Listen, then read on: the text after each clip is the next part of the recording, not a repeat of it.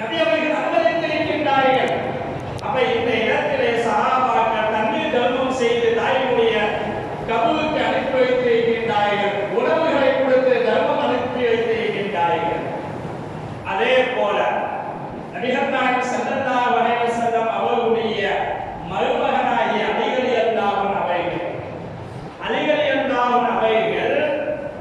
குர்பானி டயத்துல 2 குர்பானி கொடுப்பாங்க.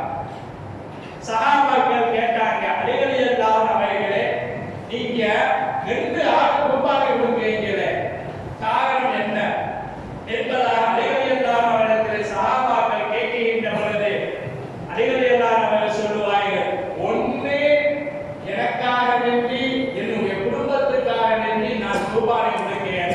இன்னொரு ஆடு நபிகள் நாயகம் ஸல்லல்லாஹு அலைஹி வஸல்லம் அவர்கள் வஃபாத்தாகின்ற பொழுது என்னிடத்திலே வசியத்து செய்தார்கள், நான் மௌத்தாகிவிட்டால் எனக்காக வேண்டி